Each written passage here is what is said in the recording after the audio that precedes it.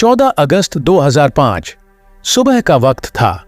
Helios flight Cyprus के Larnaca से check गणराज्य के प्राग जाने के लिए तैयार थी, लेकिन बीच में ग्रीस के एथेंस में उसका स्टॉप ओवर था। सुबह के करीब 9 बजे इस फ्लाइट ने उड़ान भरी। उस समय फ्लाइट में 115 पैसेंजर्स और 6 क्रू मेंबर्स मौजूद थे। इसे उड़ा रहे थे 48 वर्षीय जर्मन पायलट हैंस जर्गन मर्टेन, जिन्हें कुल 16,900 उड़ान के घंटों का एक्सपीरियंस था। उनके साथ थे को पायलट 51 वर्षीय पैम्पोस चारलाम्बोस, जिन्हें 7,539 उड़ान के घंटों का एक्सपीरियंस था। वहीं फ्लाइट अटेंडेंट के तौर पर एंड्रियास प्रोड्रोमो कमान संभाल रहे थे। उड़ान भरने के 12 मिनट बाद यानी 9:12 पर प्लेन 12,040 फीट की ऊंचाई पर पहुंच गया। इस ऊंचाई पर पहुंचने के तुरंत बाद अचानक से फ्लाइट में एक अलार्म बजने लगा। जब इस अलार्म की जांच की गई तो पता चला कि यह टेक-ऑफ कॉन्फ़िगरेशन वार्निंग का अलार्म था, जिसे देखने के बाद दोनों पायलट हैरान हो गए। वो इसलिए क्योंकि टेक-ऑफ कॉन्फ़िगरेशन अलार्म तब बजता है जब प्लेन ग्राउंड पर होता है और वह उड़ान भरने के लिए तैयार नहीं होता है। ऐसे में 12,000 से ज्यादा फीट की ऊंचाई पर अलार्म के इस तरह बजने का कारण दोनों की पायलट को समझ नहीं आया। स्थिति की गंभीरता को देखते हुए दोनों ने एयर ट्रैफिक कंट्रोल से संपर्क किया। पायलट जब एटीसी को यह सब बता ही रहे थे, तभी प्लेन में कॉकपिट पैनल में मौजूद कई सारे अलार्म एक साथ बजने लगे। इन आवाजों से पायलट की आवाज एटीसी तक ढंग से नहीं पहुंच रही थी। साथ ही प्लेन का मास्टर कॉशन अलार्म बजना शुरू हो गया, जिसका मतलब था कि प्लेन के कई सारे सिस्टम एक साथ ओवरहीट हो चुके हैं। दोनों पायलट की दिक्कतें अब बढ़ने लगीं। उन्हें कुछ भी समझ नहीं आ रहा था कि ये सब क्या हो रहा है। इधर ये सब जानकर प्लेन में अफरा तफरी का माहौल बन गया। क्रू मेंबर लगातार यात्रियों को शांत करने की कोशिश कर रहे थे। थोड़ी ही देर में पैसेंजर्स को सांस लेने में काफी दिक्कत आने लगी। तभी ऑक्सीजन मास्क अपने आप नीचे आ गए। इस दौरान प्लेन 18,000 फीट की ऊंचाई पर था।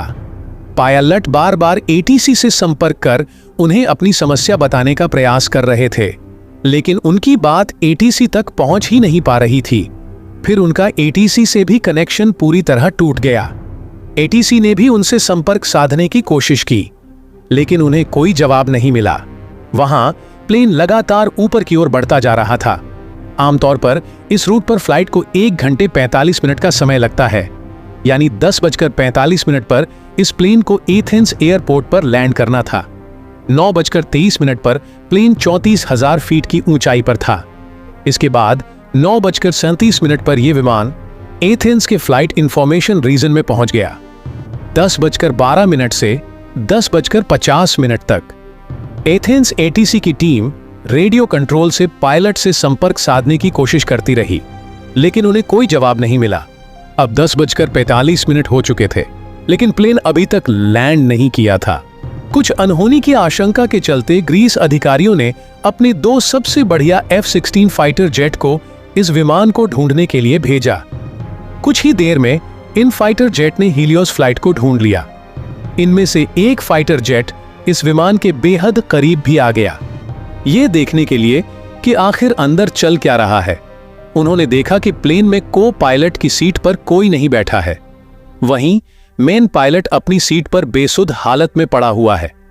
फिर यह फाइटर जेट पीछे गया, वहां से प्लेन के अंदर के हालात का जायजा लिया। लेकिन फाइटर जेट के पायलट के लिए हैरानी की बात यह थी कि किसी भी पैसेंजर ने मुड़कर उनकी तरफ नहीं देखा। किसी भी पैसेंजर की तरफ से उन्हें कोई रिएक्शन नहीं मिला। तभी लगभग 11:39 पर फाइटर जेट के पायलट ने देखा कि एक शख्स कैबिन से होकर कॉकपिट की तरफ जा रहा है। फिर वह उन्हें कुछ ही पलों में पायलट सीट पर बैठा दिखाई दिया। इस शख्स को देखकर फाइटर जेट के पायलट्स ने इशारा करके स्थिति के बारे में जानना चाहा। यह शख्स भी फाइटर जेट के पायलट्स को कुछ बताना चाह रहा था, लेकिन वह कुछ भी बोल नहीं पाया। तभी प्लेन के लेफ्ट इंजन ने काम करना बंद कर दिया। फिर प्लेन लेफ्ट साइड में झुककर तेजी से नीचे की ओर गिरने लगा। पायलट सीट पर बैठा शख्स प्लेन को कंट्रोल करने की कोशिश तो कर रहा था, लेकिन वह नाकाम रहा। इसके बाद 12 बजे फ्लाइट के राइट साइड के इंजन ने भी काम करना बंद कर दिया। प्लेन का कंट्रोल अब पूरी तरह खो चुका था। फिर 12:04 में प्लेन एथेंस से 40 किलोमीटर दूर जाकर ग्रामेटिका की पहाड़ियों के पास क्रैश हो गया। इस हादसे में प्लेन सवार सभी लोगों की मौत हो गई। फाइटर जेट के पायलट ये सब देखकर सदमे में आ गए, क्योंकि उनकी आंखों के सामने यह फ्लाइट क्रैश हुई थी। इसके बाद ग्रीस में इस फ्लाइट के क्रैश होने की खबर आग की तरह फैल गई। तुरंत रेस्क्यू ऑपरेशन चलाया गया। सभी 121 लोगों के शवों को ढूंढकर बाहर निकाला जाने लगा, लेकिन जब हादसे में मृत मिले, कुछ लोगों का पोस्टमार्टम किया गया तो बेहद चौंकाने वाली बात सामने आई। पता चला कि प्लेन में मौजूद पायलट समेत लगभग सभी लोग पहले ही मर चुके थे। तो अब यहां सबसे बड़ा सवाल यह था कि जब दोनों पायलट की मौत 2 घंटे पहले ही हो चुकी थी, तो प्लेन का कंट्रोल किसके पास था? जांच में पता चला कि पायलट्स की मौत के बाद प्लेन को फ्लाइट अटेंडेंट एंड्रियास प्रोड्रोमो संभाल रहे थे, क्योंकि अंतिम बार एंड्रियास की आवाज ही एटीसी को सुनाई दी थी। उन्होंने मेडे मेडे कहकर करीब 5 बार मदद की गुहार लगाई थी। एंड्रियास के पास यूके कमर्शियल पायलट का लाइसेंस तो था, लेकिन उन्हें इतना एक्सपीरियंस नहीं था कि वे बोइंग 737 जैसे प्लेन को कंट्रोल कर सकें। लेकिन बावजूद इसके प्लेन को वह घनी आबादी से दूर ले जाने में कामयाब रहे। जरा सोचिए, अगर यह विमान घनी आबादी वाले इलाके में क्रैश होता तो क्या होता? एक्सपर्ट्स ने इस घटना की वजह जानने के लिए जांच शुरू की। प्लेन लेफ्ट साइड में क्यों झुक गया था? इसे लेकर पता चला कि प्लेन के लेफ्ट साइड का फ्यूल खत्म हो गया था, लेकिन अभी भी इस हादसे की जड़ तक पहुंचा जाना बाकी था।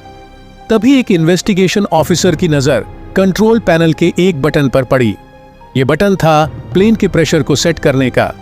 इस बटन को देखते ही इन्वेस्टिगेशन ऑफिसर को सब समझ आ गया कि कैसे यह हादसा हुआ। दरअसल प्रेशराइज बटन एक पूरे जहाज में हवा का प्रेशर कंट्रोल करता है।